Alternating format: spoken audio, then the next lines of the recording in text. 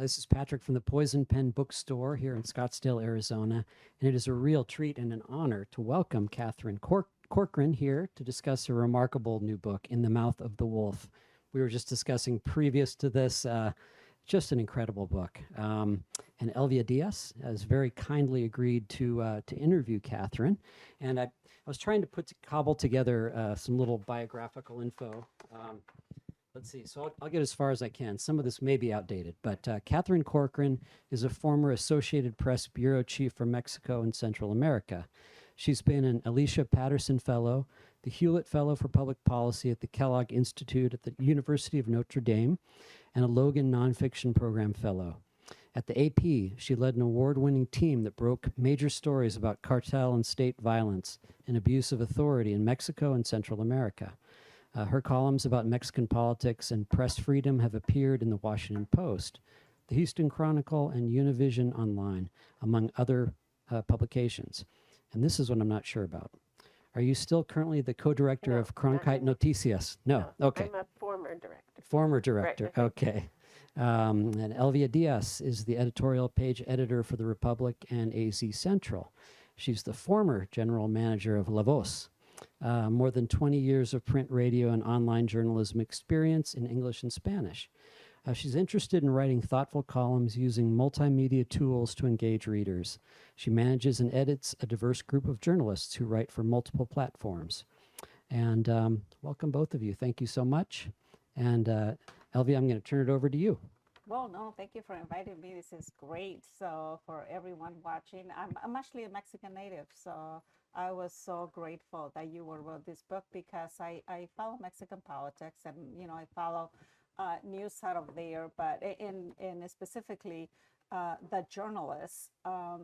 But I actually learned a ton reading this book, even from a Mexican native, I spent, half my life there. So thank you for that. I mean, thank you for putting the time in writing. I really appreciated all this. So let's start from the beginning. I mean, why did you go to Mexico in the first place? And then we can dive into the book.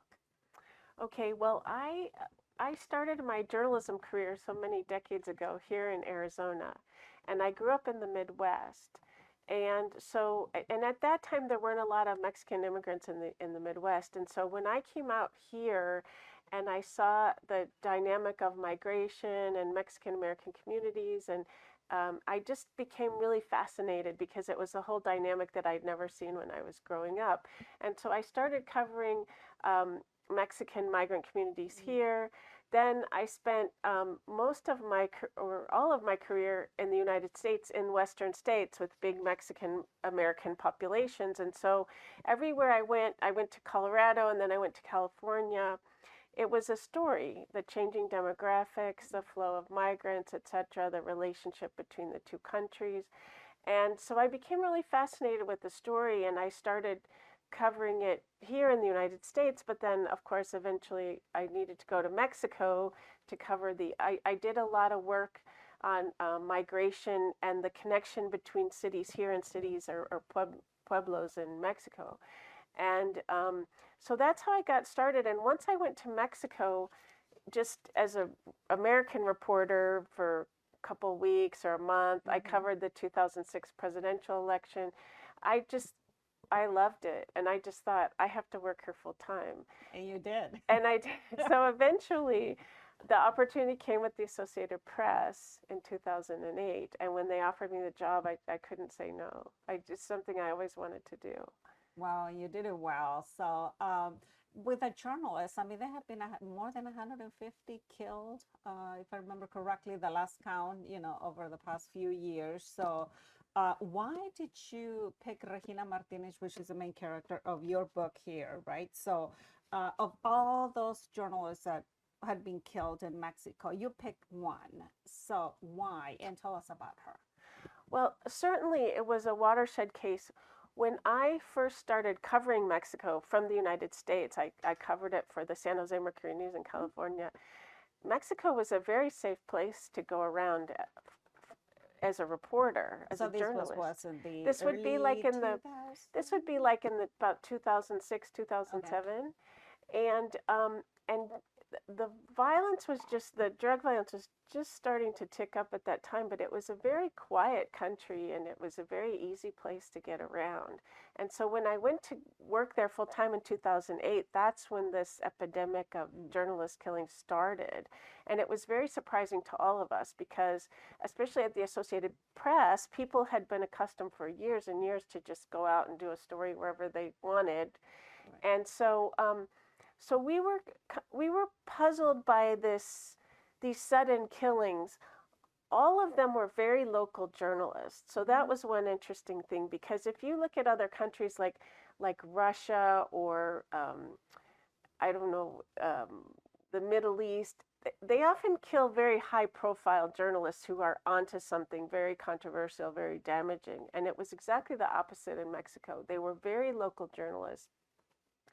There were no obvious reasons. There weren't big investigative reports. There weren't any obvious reasons for the killings. And so the government told us they were corrupt. They were being killed because they weren't real journalists and they were corrupt. The reporters themselves. The reporters themselves, right. Yes. And so, and it was very difficult to know because they never did any investigations. They would just say, oh, they were a narco journalist and end of story. And so when Regina was killed in 2012, everybody knew, people knew her, they knew her reputation. She was a very honest reporter. She was a very dogged reporter. Her work was known around the country. She worked for a national magazine, which was also unusual because they weren't heading national correspondents even. And so when she was killed, it became obvious what the real story was. That at least in some of these cases, there were narco journalists and there were cases like that, but they were saying all of them were that way. And there were so many of them, like 6, 7, 10 a year. So that's why you picked her? So I picked her because it was obvious that she was being silenced for her work as a journalist.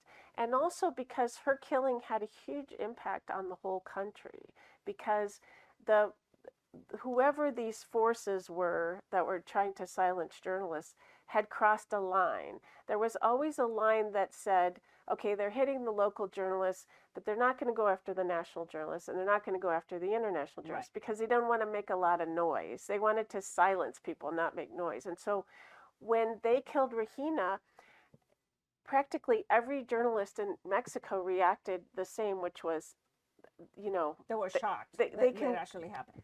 They can go after me. Mm-hmm. There's no protection anymore. You know, in the old days, there was always sort of like unwritten rules with organized crime and certain things they didn't do. And it was, with her killing, it was all bets were off. Any journalist was vulnerable. And it was very jarring and scary to all of the journalists in Mexico. And so you really, well, one of the things that I really liked about the book is that you humanize her. I mean, every time that I read about a journalist is being killed, there's not a lot about their personal lives, you know, who exactly what is it that they were doing. And because Mexico is really corrupt, hopefully we can talk about that. You know, your point about, well, that they were corrupt themselves. So it's very difficult to discern, you know, who's honest and who's not. So you humanize her as a person, right? To me anyway, you know, as a reader. So tell us about her. What kind of a person was she? Well, I always say she was a reporter before her time, because at the time she started her career in the 1980s, the press in Mexico was still pretty much controlled by the government. The press traditionally had been controlled by the one-party system that ruled Mexico for 71 years. It was an authoritarian system. There was an appearance of elections, but there were elections kind of like in China or Russia, like you knew who was going to win. And that those political forces controlled the press. And so when Regina started her career in about the late 1980s, the political system was starting to crumble apart to the point where there's now electoral democracy in Mexico. And then the journalism community too was starting to feel its power as a more independent, more critical voice, but mostly in Mexico City. And so in the outlying areas in the state where she started reporting, to have a reporter who was independent, who didn't just write the official story, who went out in the street and traveled to find out what was really going on the ground, who tried to verify things with documents, who didn't just print hearsay, was highly unusual. And it really made her stand out from the very beginning of her career, and not in a good way. Right. She was uncomfortable to the power structure from the time she started reporting. So the conventional wisdom here in the United States is that the reporters being killed cover crime or narcos, and that's why they're being killed by narcos, by the traffickers. Regina was not doing that. She was not covering crime. She was covering politics. Yeah, she was covering politics and public corruption. So do you think that made a difference with the other reporters around the country to pick up her story, to say this is something else? We're really looking at who actually killed her. Maybe it's not just the drug traffickers. Maybe something else at play here. Exactly, absolutely. Although a lot of the press at the time, including the Associated Press, the first story that we put out, it wasn't by me, but said that she covered drug trafficking. It was sort of like the conventional wisdom. It's like, oh, well, she covered, because she did on kind of a spot basis, like if something happened, she would cover it, but that wasn't her passion. Her passion was social justice issues. And she loved to cover communities that up to that point didn't have a voice. She covered the poor, she covered indigenous communities, she covered labor, she covered women's issues, she covered all kinds of things and the opposition political parties, which also weren't covered by the official press. And so she covered a lot of things that didn't have voice before, a lot of communities, and she came up with these incredible stories because nobody was covering them. Right. And so, and those were the stories that really made people uncomfortable, because she showed what the government was really doing, the kind of abuse, repression of these vulnerable communities, and how the government money that was supposed to go to help them wasn't going to help them, that there were schools without roofs on them because the money, again, was being stolen basically by corrupt politicians.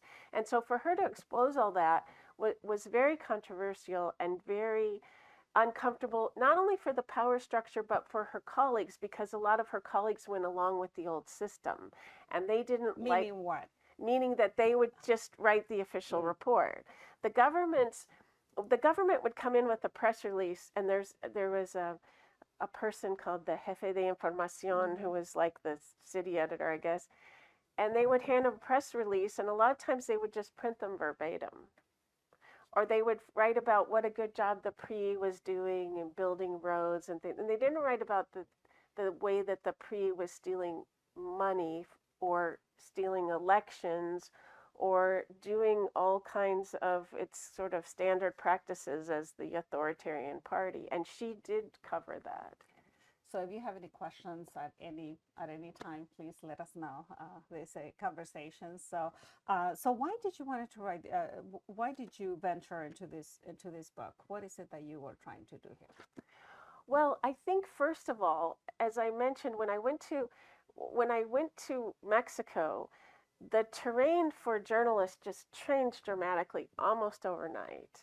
And we at the Associated Press, even though the international correspondents weren't targets per se, we had to operate as if we could be, or just going into dangerous territory that we could get caught in the line of fire, or all kinds of things could happen. So we had to, as the bureau chief, had to actually create a security protocol, obviously with a group of editors in New York, but that didn't exist before because it wasn't needed.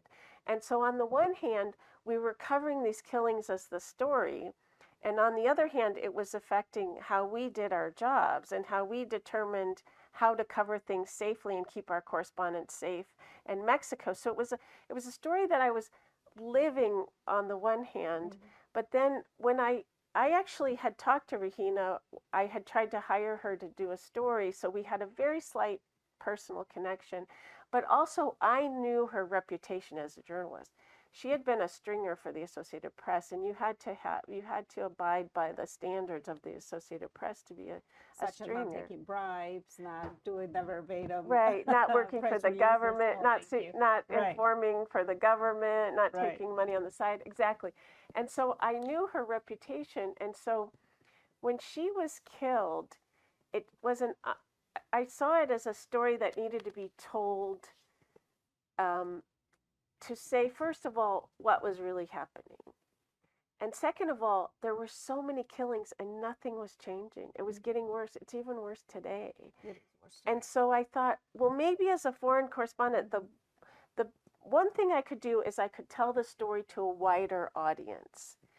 I could let people know what was going on outside of Mexico and hopefully gain support, gain some ideas, gain a wider community of support, or perhaps have someone come up with a plan to help or support these journalists. And so I wanted to tell I wanted to tell the story to a wider audience because I didn't see anything changing.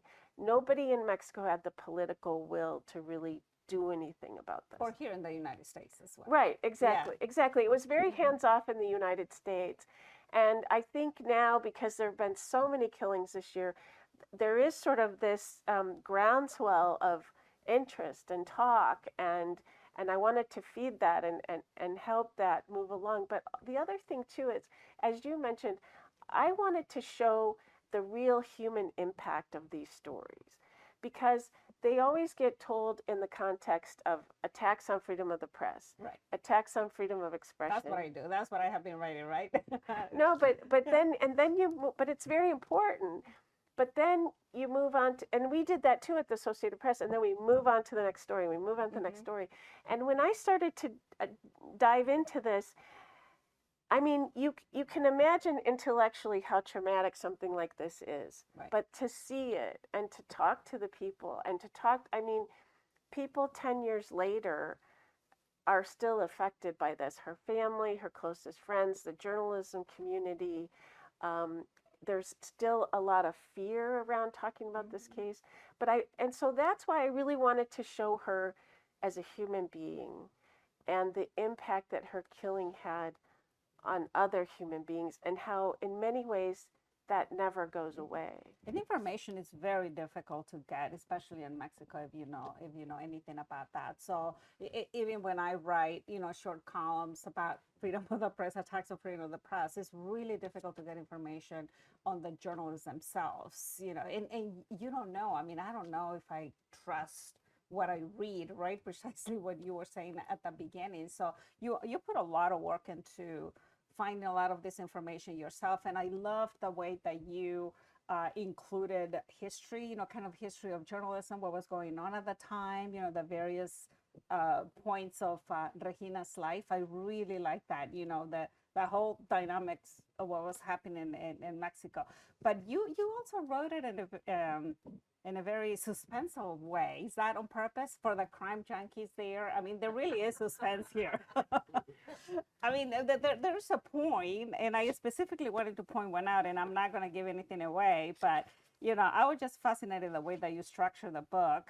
Case closed, that Right. chapter, when a character, I will say a suspect, in this case was revealed in this chapter, I went like, no, that is not, that is not possible, not him. I mean, it is not possible. And then a few pages into it, I was convincing myself, yeah, he did it. Which, obviously you have to read the book to find out what happened. But it really is a crime story here. Was that on purpose? I mean, yes, I wanted to write a strong narrative, something that would keep people reading just to find out what happens. But I also wanted to do the underlayment of the bigger picture and what it means. And that's why I put a lot of history and context into it. And actually the history part was, this is obviously a very serious, difficult subject. And the history part was one of the fun parts of the book, because I just love diving in and reading about modern history and about the and the various. So you have the politics, you have history of journalism there, you have the corruption of the government, you have all those ingredients based on a crime.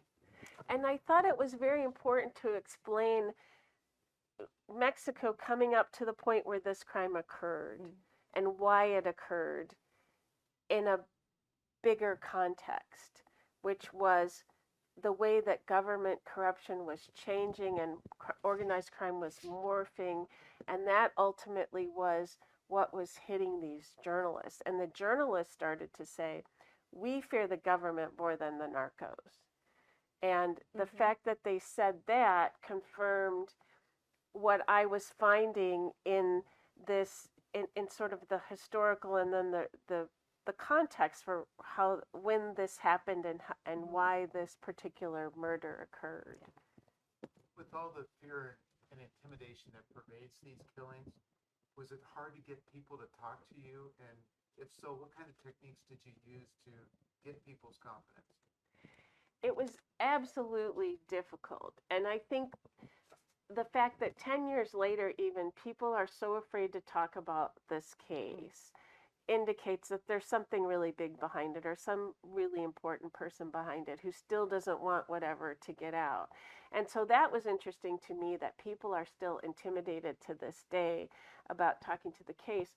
I had what I would say a stroke of luck, because one of Regina's closest friends came to work at the Associated Press, and I actually hired him to cover the state of Veracruz for us. And he was a very good reporter, a young, ambitious reporter. He was of the new mold. There was definitely a growing new mold of reporters who would be considered reporters in the mold of here, and, you know, independent and watchdog, and were trained to be to be journalists and not lackeys for the government. So he was one of them. He and I kind of hit it off professionally. Like I really liked the fact that he was young and that he was good, and I wanted to give him an opportunity, and he did very well. And we just came to know each other very well. And so when he first came to apply for the job, I knew he was from Veracruz, and so I said, do you know anything about this Regina Martinez case? Because it was in the back of my head. And he said, yes, she was a very close friend of mine. And so that started our conversation and I didn't really at that time have time to dig into it, but I planted the seed with him. He started giving me information. And then as our relationship grew, he was able to go to his close circle of friends who were her friends. And see if they wanted to talk. And see if they wanted to talk. And because he trusted me, they trusted me. And so without that close circle, I don't think I could have written this book, because they gave me so much information, but then they directed me to the people who they said were trustworthy or not trustworthy. But still, it was very difficult. A lot of times I had to be very under the radar about how and when I interviewed people. So a lot of times what I would do is I would have them come to my hotel, and we would do the interviews in my hotel room so nobody would see. And I had to pick hotels that were known, again, for being trustworthy. Like, other reporters would stay there, and the owners would protect us a little bit, and they would not call the government and inform on us. And they were little hotels, like really small, you know, we didn't stay at I did stay at the Holiday Inn, but that was like right in front of the State House, and I really felt spied on there. So I would go to the little off the way hotels, and people would come in without being detected. We wouldn't sit in a public place, and then they would leave. Sometimes I actually paid for people to come to Mexico City to talk to me so that they would be completely out of their environment. And when So it is that difficult, right? I mean, you write here, and also obviously we know this, that reporters fear that their phones and everything is tapped, right? That someone is listening to them all the time. So did you become paranoid yourself at one point, or scared? I did become very paranoid, because you can't, when you live in that environment, you're always looking over your shoulder, and you're always looking to see if anyone's watching you or following you. And I took a lot of precautions to stay under the radar. Like, I always registered at my hotels under a different name. I bought bus tickets under a different name. I'll never know, because I didn't get any sign that people knew I was there. But I really felt like I was able to stay under the radar, because I could go there and spend a lot of time without being harassed. And so that told me that they didn't really know I was there. And I was not a super high profile person. I wasn't, I didn't want to identify myself as a reporter, and I wasn't really known in that area. I was just a stranger walking around like So everybody else. how do we know the reporters are actually being followed and intimidated and, someone, Uncle Sam, listening to them all the time? Or is it their own paranoia? Well, there are a lot of stories that I believe of people saying that they were followed, there's an attempted kidnapping that I write about in the book. Um, the reporters tell me that they would have people sitting outside their homes when they came to work and came home every day, like the same person just sitting out there. But now there has been proof that a lot of the reporters' phones in Mexico have been infected with Pegasus, which is a software created for governments. It's only available to governments, and it's only intended to intervene for criminal or for organized crime or terrorist reasons. And in Mexico, they use it on reporters, on environmental activists, social activists, and the opposition. And so, and you can tell that by now you can analyze the phone. And so a lot of the more high profile investigative reporters have their phones analyzed for Pegasus. And in many cases, it was found that their phones were infected with Pegasus. For that reason, someone told me to use an American phone because the Israelis who make Pegasus have an agreement with the United States that they won't intervene on U.S. phone numbers. And so, like, that was one of the first things that somebody who'd done this kind of work told me. He said, get a U.S. phone number. And so I had a U.S. phone number, but I put my phone in a microwave blocking envelope. I put it in the refrigerator. And so we did things like that all the time. And if we had to talk on the phone, we never mentioned names. Like, we would talk in code, because our understanding is that when they're intervening, they're like searching for names, like either a politician's name or a city, and so we would not use any proper nouns at all when we were talking. Like the Secret Service does that too, don't they? Yeah. Probably, yeah. And so actually, So how do they tell you who they're talking about if you're finding out for the first time who these people are going to share with you? If it's all in code, what did you? well, in person, it wouldn't be in code. It would be, this would be with people who I already knew. And also, I also had people in Mexico City who would monitor me. I went by myself because that was the best way to stay under the radar.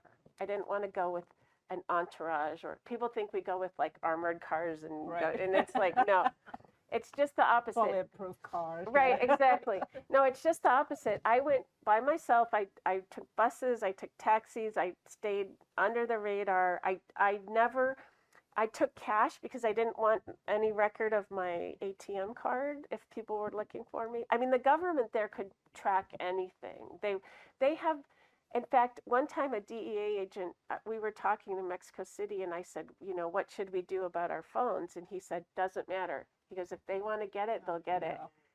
He said the Mexicans have at least as good, they're at least as good at spying as the Americans are on their own people. And so I just, for example, I had people in Mexico City who were monitoring me. Like, I would check in with them, and I would tell them where I was going and who I was talking to. And so one of my friends who took charge of that, she referred to Veracruz as Disneyland. And so she used to say, "Oh, are you going to Disneyland?" And so we knew what was meant by Disneyland. Right? Yeah. No, but to your point, you were saying, like, if you're talking of a person whose name you don't know yet, what code they assigned to that. How did you talk on the phone? To a random source, I guess. Well, I would say, for example, because whoever I was talking to, we would already know what I was trying to get. Right. Okay. And so I would say, Where's Mickey? yeah, like I would say, like, who, like, Mickey's on the Right, there we go. sort of like, Mhm. you know that guy, or I would say something where the person would know who I was talking about, but without saying the name. And but it would be Right. someone, like if it was someone I was calling for the first time, I couldn't do that, obviously. But often we didn't talk on, well, what we did was we texted by WhatsApp, because that's supposedly encrypted, though it's not. I mean, they can infiltrate that. Then we started using Signal and other more secure. So there were never, like, very rarely phone calls. It was all encrypted texting or encrypted emails. And that way people would know who I was and what I was looking for. And even then I was very sparse about what I would share, even on Signal. So for most, go ahead. I'm sorry. You had a question. You know, your choice of the title for the book, In the Mouth of the Wolf, how did I'm going to read the book, obviously, and find out, but how did you, who's the wolf? And I Yeah. definitely got that from the people I interviewed, Uh-huh. because they said going there was going into the mouth of the wolf. And So in in Mexico, it's idiomatic. yes, La Boca del Lobo, and it's kind of more of a, like, here we would say the lion's den, I think, in English more Right. often, but in Mexico the saying is La Boca del Lobo, and so I decided to just straight translate it, because I heard it so many times. People would say, "Oh, when you're there, you're in La Boca del Lobo," or they would say, well, I'm going to go. I would say, well, okay, I'm going to go there now. And they'd say, you're going into La Boca del Lobo. And I heard town or Veracruz? No, Veracruz. into Actually, what they meant was into this zone. Into the dangerous zone. Right, I into didn't the think it red was a zone, I guess place, you would but, say. You know, yeah. Yeah, like You're dealing with the wrong people. I Yeah. mean, essentially. exactly. I mean, And that's- so they used that terminology. And by the third time I heard it, I said, that's the name of the book. Yeah. And but also they said other things. Like, I remember the first time I went there, this reporter who gave me entree, he said, this is a good time to go because it's election time and all these politicos are distracted. And he said, so you won't wake the beast. So he also talked about waking the beast. So it was like Boca del Lobo, waking the beast. And right, no poke the bear, exactly. And so so there was so much talk like that, because people were, especially journalists, were accustomed to really being aware and trying to avoid these conflicts or powers, but they knew, like, they were being watched. So many people told me stories about strange things that happened outside of their homes, and I had no reason not to believe them. There turned out to be a list of uncomfortable reporters that was leaked to a journalist, where the government had actually compiled a list and compiled instructions on how to spy and find out information about these people that they felt were unfriendly to the government.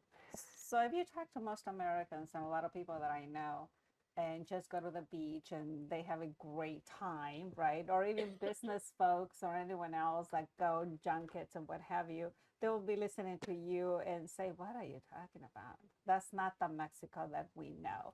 You know, nothing happens, it's safe. Go to the beach, go to Mexico City, go to the fancy, expensive restaurants, and you will have a great time. Forget about that. What do you tell those people? I mean, because that's their experience of Mexico. So this is not what is this I is about. think I think a lot of people have that experience, but a lot of people just already have this stereotype that Mexico's violent and they don't want to go. And I That think too. that's Yeah. actually changing, because right now Mexico City is like the hot spot. Everybody's going there. Everybody wants to see Mexico City. So And it feels safe, right? I mean, when you're there, I mean, clearly oh, you take absolutely. precautions. But And I mean, Mexico City, it's a big city, and it's more, there's not the kind of control and crime that we're talking about in these outlying areas, because it's a big city and everybody's anonymous, and there's not that measure of control. There really can't be. And I always say that Mexico City, think about crime there like you would in Los Angeles or New York. I mean, the crime rate there is relatively low, and so it's just like being in any big city. And so there are different parts of Mexico. I think most tourists um, don't go to these interior parts of Mexico where there's this kind of like morphing of corruption and government corruption and organized crime. That's why I included in the book. I mean, Mexico really is such a beautiful country. I mean, it's a magical place. And when I talk about the interior of Mexico, it's actually the places where most tourists don't go. But you did a great job about that. It's one of the things that I actually had one of the questions that if you're not a crime junkie, you can just look at it from just a foreign tourist, right? I mean, I learned a lot about Veracruz, the state of Veracruz. You write about the landscape, the food, the people, town life. I'm hearing that was actually on purpose, right? I mean, the magical place as well. Well, I wanted to show how it is to be in Mexico because it really is this incredible, like, diverse, fascinating, wonderful place. And all of us who lived there and worked there really experienced that. I traveled a ton all the way through Mexico, and I drove my car, sometimes by myself. And so you sort of had to gauge like where the red zones were to do that. But I went into rural places that were just magical. You could see the indigenous traditions that had never changed, and it and just incredible landscapes. And so that's why I wanted to include that, because that's kind of part of the contradiction. It's a this huge one, by the way. It's a very layered kind of place.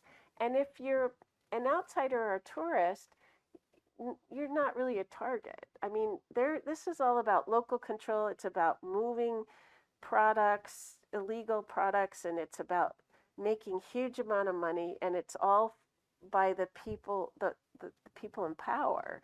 And so the people they need to control are the local people and the journalists, and so that's who they focus on. The tourists aren't really a target there. And in fact, they say that the narcos like to protect the tourism. Like, they leave the tourists alone because they want the tourism. Tourism is good for Mexico, and it's good for them too. And so there are these. I mean, like, I think more Americans vacation in Mexico than anywhere else in the world. And I think for Mexico, it's the number one So source clearly of they'll tourism. protect that, right? It's huge, huge industry, huge amounts of money. And so there's a lot done to protect that. But it's like this life underneath the surface that you don't see unless you're really there and you really can spend some time. Well, this is a wonderful book. I mean, anyone reading it, whether they care about journalists or not, I mean, they will learn a lot about Mexico and, the contradictions. So you really did a fine job there. I mean, as I mentioned, from the history, the politics, and what have you. But what do you want the reader to get from this book, specifically about Regina and the journalist? At times I felt that she was just this character flowing around, with all so many things happening around her and the country. So what do you want readers to take away from this book? Well, one of the things we didn't talk about is, as I was writing it, all of a sudden there was a relevance for this book in the United States, because the press was under attack in Mexico, and now it's under attack in the United States. And we're nowhere near, I don't want to say we're anywhere near the situation of Mexico, but the people who are attacking the press are using the same language and the same narrative. And there is this massive campaign now to discredit the press and cast the press as corrupt. And once you do that, people don't know what to believe, which is exactly the situation in Mexico.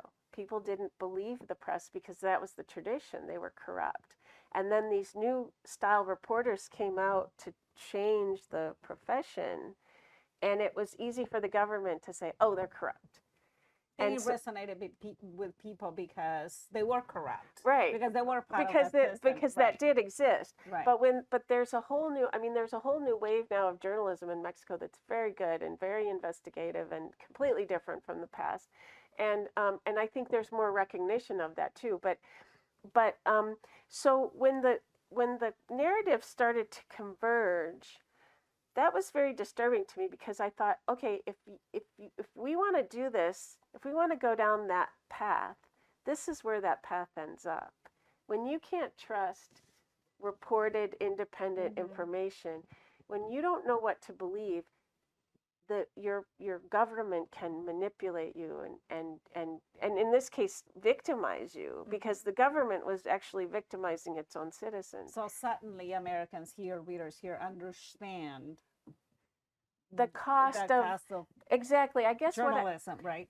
First of all, with Regina, I wanted to show what journalists do when we do our jobs right. What kind of service, what kind of information, the speaking truth to power, all of the things that she did that were really helpful and that really made her very admired by her peers and gave her even kind of a national profile.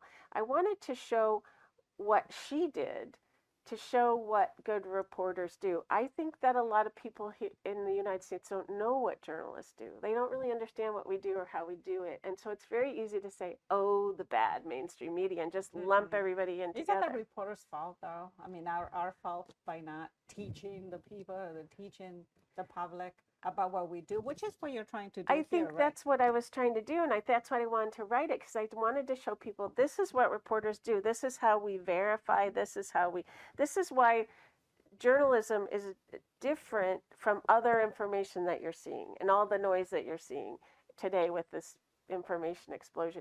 So I just wanted to show first through her, this is what journalists do, and this is how they help the society in terms of providing the information necessary for society to live and for people to make decisions and for people to decide what they want to tolerate and what they don't want to tolerate, to actually can change behavior.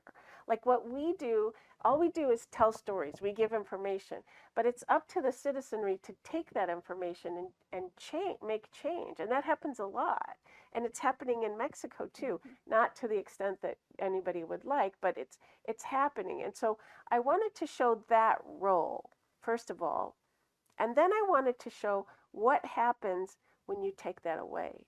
Because in the book, after she's killed, it goes away.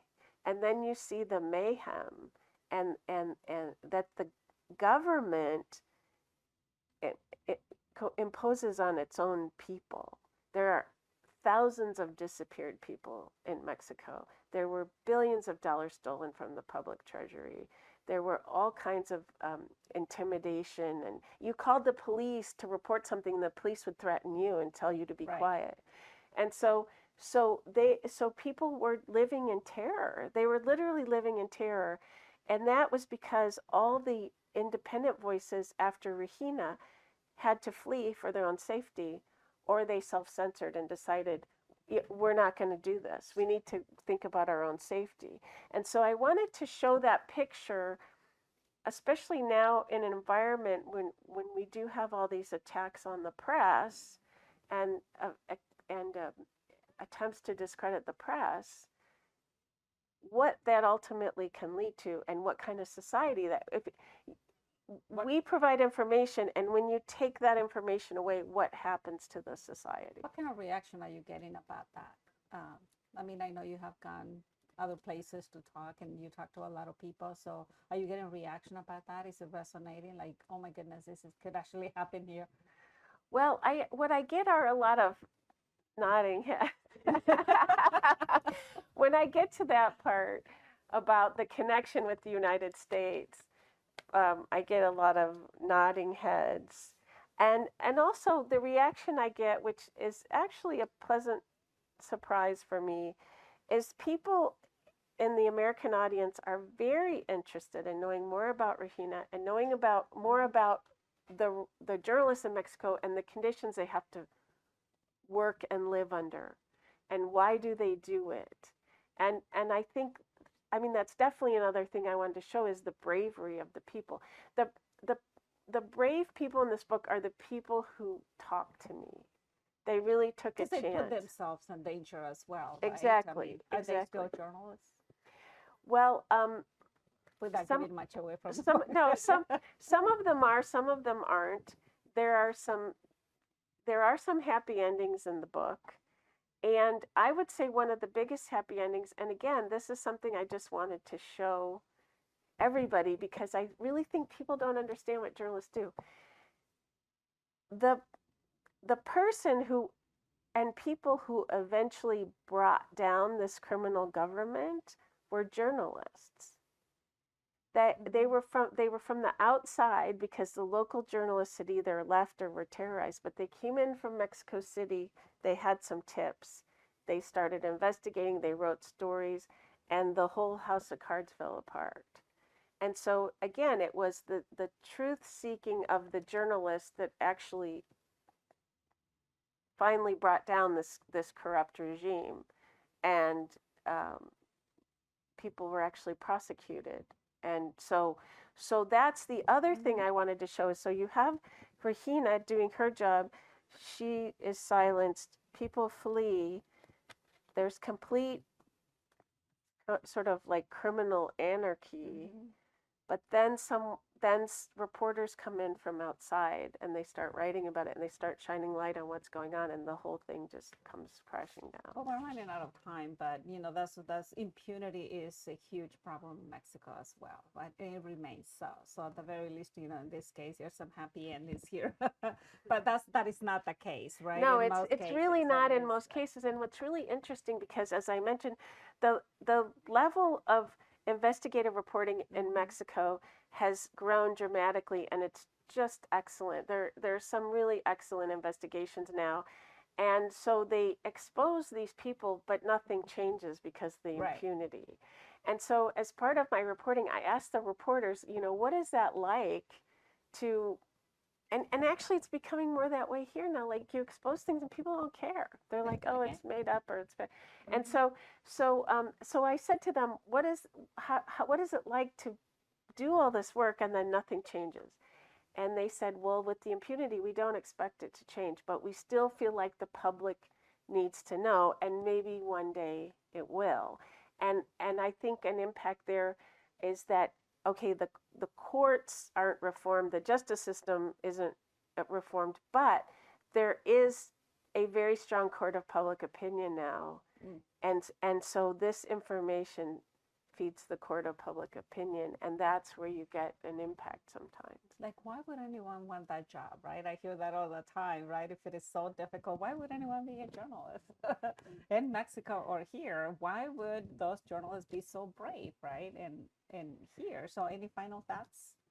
Well, I think it's because, and you know this, you're a journalist, it becomes like a vocation. It's something you really believe in. You do believe that this is important. What you do is important for the society.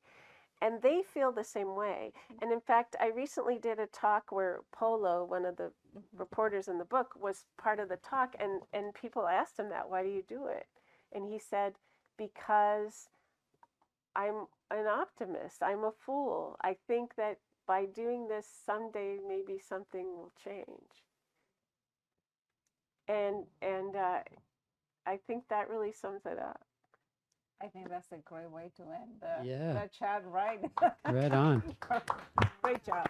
Thanks so much. Well, thank you so you. much. Your No. questions are just excellent. Does anybody else, I mean, we can kind of have a casual end time. Does anybody else have questions? A few that I just wanted to toss into the mix here were the book, it had a very visual feel to it. As you said, it was structured kind of like a thriller. And I kept thinking, wow, this would make a wonderful documentary series. But of course, A crime movie. well, it would have to be like a 6 or 8 parter, going under. I guess my question is, how did this book evolve and change for you during the writing? Did you kind of go in with an organization of what you wanted to do from the very beginning, or did it morph and surprise you and sort of shape shift a little bit? It changed a lot from the very first outline that I wrote. And I would say the very first outline and even the very first chapter was very different, was much more plotting than it is now. Like it was my first draft and it was sort of like the dump of information. I remember because of the kinds of books that I like to read, and especially the narrative nonfiction that I like to read, I had a lot of examples just from reading over the years. And the thing I always thought about is you have to end the chapter with something that'll make somebody keep going. And I had a lot of good examples of that. And I said that was definitely my goal, that I wanted to end each chapter. I don't know if you've ever read the book John Lewis's autobiography. It's called Walking with the Wind. It's an amazing book because it's a story of the civil rights movement, and you know the ending, you know everything that's going to happen. And he had a co-writer, and even so, every chapter ended with like a cliffhanger. And even though you ultimately know what's going to happen, I was just like, oh, I got to keep reading. I got to keep reading. And so I had these examples in my head when I sat down to write it. And so I definitely went for that. My editor helped me with the flow. He made some changes in sort of the parts, part 1, part 2, and part 3, that I think made the flow a lot better, which is always good when you're steeped in something. You need another eye to help you. And so I think what he recommended helped a lot for the story flow.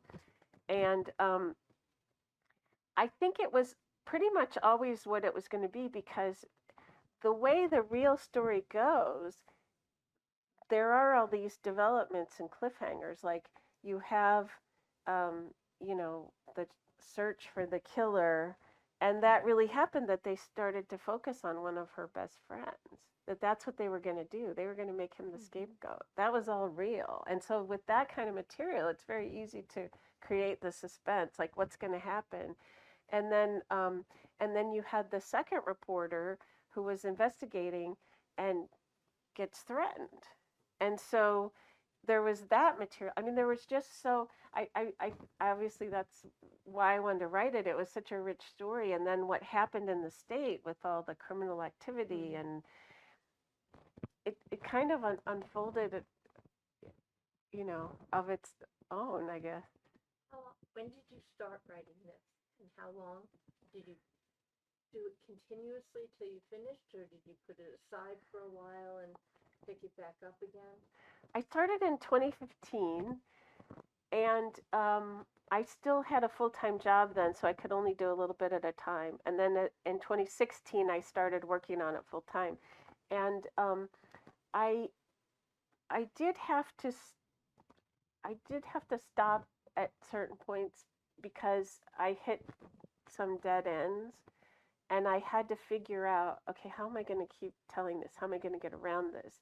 And also, there were times when it was good for me to just disappear for a while. Like if people started to notice that I was there, it was good to just leave. And then sometimes I needed to leave to just give my head a rest. And like there was really almost a whole year where I didn't do a whole lot of work, and I thought, oh God, I'm letting this book go. I got to get back to it. But I think I needed that year to sort of just step back for a bit, and I think once you step back, then things kind of cook in your head, but then you sort of get the energy again to go back out.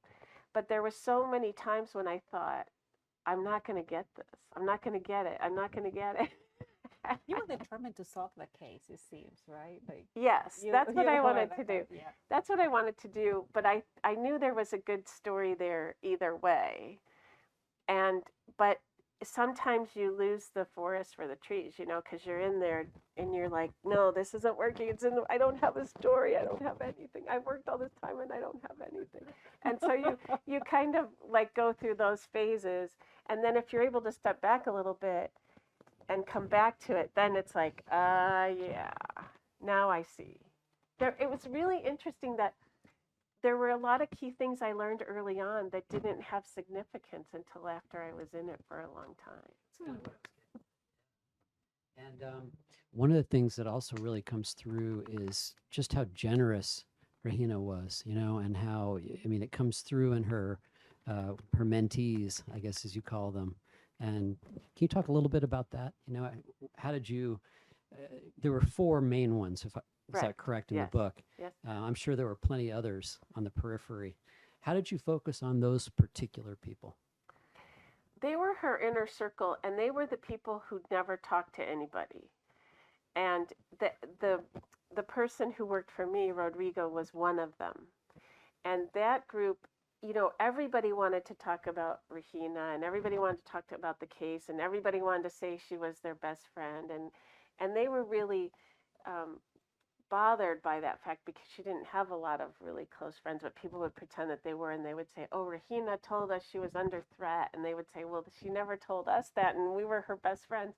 So they were troubled by the misinformation, but they also knew it was dangerous to talk, and so two of them had to flee they were pulled out by their media companies for safety.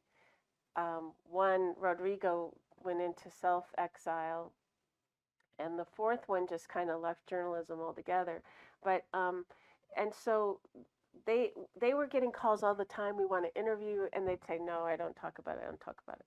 So the fact that I got into that inner circle and they would talk to me, that was what was new. I had all the information that they hadn't given other people, and so and there were four of them, and I spent a lot of time with them, and I just I just loved writing about them. Each one was such an interesting person in himself, and I became friends, and I became very fond of them, and so I wanted to just show.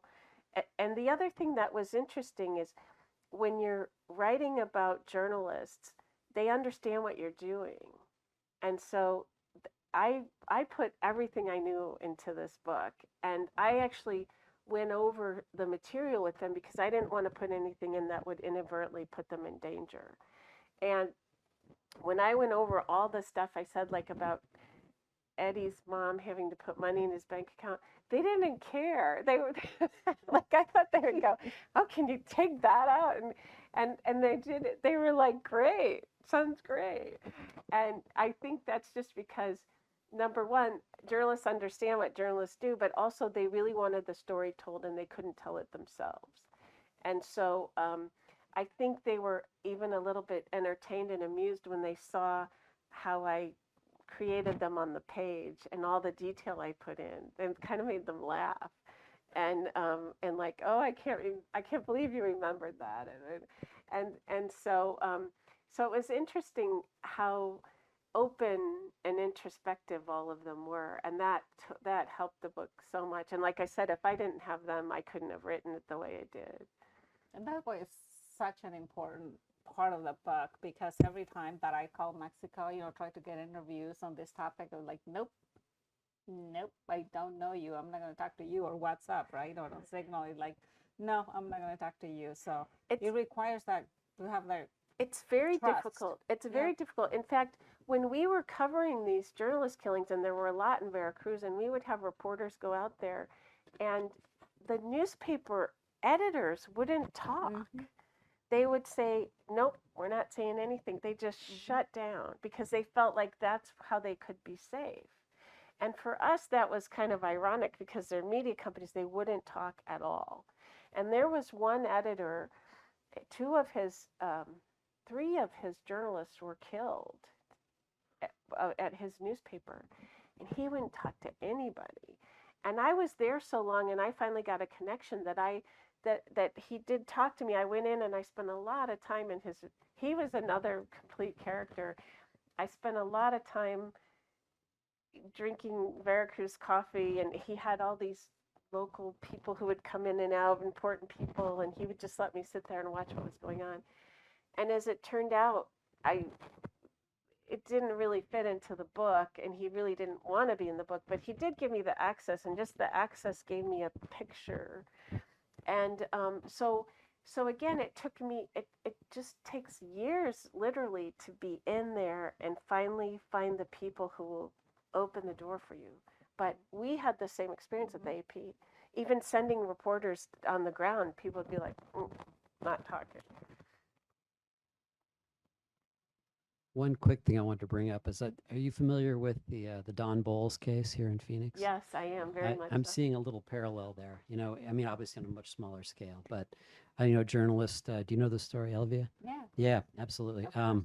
Yeah, The Republic did a really Yeah. good, was it just a couple years Yeah, ago? just a couple, a recap of year what ago. happened. But see, we're talking about something that happened years ago, Right, and it 78. happened only once. I mean, horrible, but only once here in Arizona, right? And we're still talking about it, and it had a huge impact. that's like a weekly This event. is I mean, this is happening frequently in Mexico. You know, that's the difference, right? That's my frustration, right? Like, Absolutely. This year, in one case, a reporter was killed for investigating some kind of organized crime and political connection. And the editor, it was a small newspaper. Do you know this one? El Monitor de Michoacan. It's one of the, his editor went on YouTube and posted a video saying, he was like in tears, and he was like, we've lost this person, and, talked about the impact on his family. And he said, on this YouTube video, he said, we know who you are, and we're going to keep writing the story. And no lie, 6 weeks later, they killed him. And that's this year. This is a 10-year-old Right. story. That's this year. And I think that's why I just want people to know about it, and just to think about it. And I don't know, you always, by exposing, people come up with ideas, or you get a groundswell of report or support, or it's like shaking the tree to see what falls out. and I Remember- guess that's what she was saying, right? I'm sorry, go ahead. I mean, we may be headed in that direction right here, right now, right? I mean, to the Don Boyle's part of, hating reporters and journalists, not trusting anything and attacking them physically. Right. Well, I knew Chuck Bowden a little bit, and you probably did too. Went down and, he would write those articles for Harper's Magazine and like name names. I'm like, guy's crazy. Uh-huh. Put himself at great risk. Yeah, I mean, you do. You have to be very careful. And if you are going to name names, you have to be outside when the publication happens. And I think that's another thing for these journalists, is they live there and their families are there, and they have no way to escape. And a lot of times they don't want to. Have you felt physically threatened? Actually, either of you? I have not. There were times when I was a little nervous because of the people who knew what I was doing, and I was like, I better get out of here before anything happens. But there was never any direct threat. Well, I never worked in Mexico, but I mean, as a journalist, but here, I mean, I don't. I mean, we get tons of emails and sometimes threats that we report to the police. We take it seriously, of course, and the managers there take it very seriously aware. But my reaction, only because I know about what happens in Mexico and around the world with journalists, I usually tell my editors, if people want to harm you, if people want to kill you, they will kill you. They're not going to tell you ahead of time unless they want to intimidate you, right? To stop writing a specific topic. I don't know. That's maybe I'm naive. Well, there is sort of a pattern, and again, this goes to the unwritten rules of organized crime, because people told me this when I went in there. They said that at first you'll get some kind of a warning. Like if they know you're there and they don't like what you're doing, you'll get a warning first.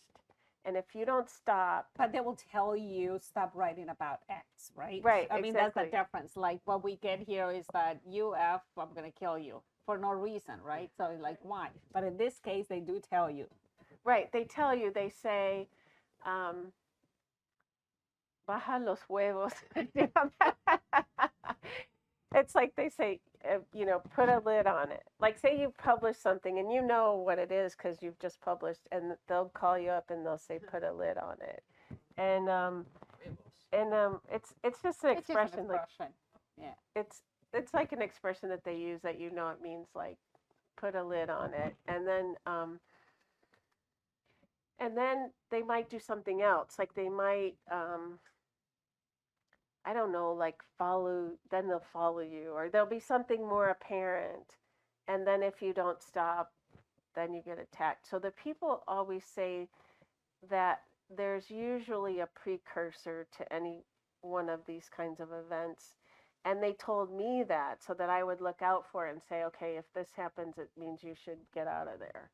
And what happened, and what I knew, because these local powers don't have control over international journalists like they do the local ones. So what they do instead, what they would do to get me to stop working is go after the people who were talking to me.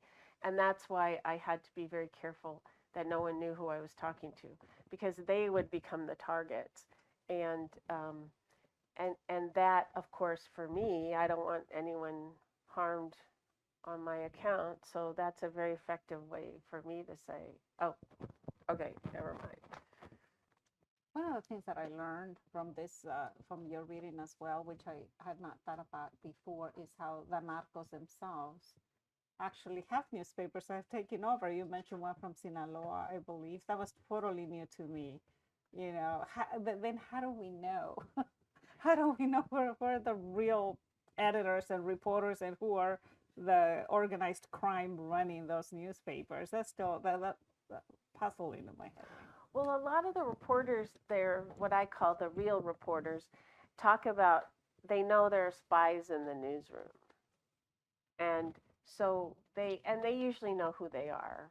And so and I mentioned that about Regina, that she wouldn't make phone calls at her desk because she was worried about the spies. And they say that's pretty common, to know that there are informants inside the newsroom. And we at the Associated Press, we just assumed our phones were tapped. We just assumed that, and they probably were. But and especially in Mexico City, the president was really more interested in what the foreign press was writing. So they had, the president would be the person, and his people would be interviewing, his security people would be intervening our phones. And I'm sure it was true at all the international offices. They were intervening the phones. But you just assume it, and you don't say anything sensitive at all on those lines. And so it's another way that erodes the safety of the press, because the press corps doesn't even trust. There's no trust within the press corps. And when there's no trust, there's no solidarity, and you're afraid there's not an ability for everyone to band together and stand up, because they're infiltrated. And so it makes it very, very difficult. But like I said, there has been a huge leap in the quality and the number of investigations. And what's happening now is there are a lot of young reporters who come out of journalism school trained, and they really want to, they want to play this role and speak truth to power. And they're working for these smaller, independent, mostly online media, like new media. And so, and they're small offices, so there are 5 people. So all 5 people. You don't have to worry that someone's a spy. The idealism hasn't been beaten out of them yet, right? No, it hasn't. But I was just at a conference with an editor from the University of Guadalajara. They have a big media operation that's affiliated with the university, and he said, we're thinking of changing the name of our program from journalism to content generation or something generic, because he said the parents won't let their kids go into journalism. And so they're trying to make it more, a broader name, so the parents will let them to. Sanitize it for their protection. Right. Or that, and so people always ask me if I'm optimistic because it sounds like so many bad things going on. But I just feel like, yes, you have to be. And there are always going to be people who feel you want to do this. I mean, we have 3 people here who know what that's like. It's like you really feel like it's a calling, that this is a pillar. It's like a pillar of our democracy that needs to survive. And and that's really why you do it. That is a perfect note to end on. Thanks so much, Catherine. Well, And thank Elvia. you. Thank you to our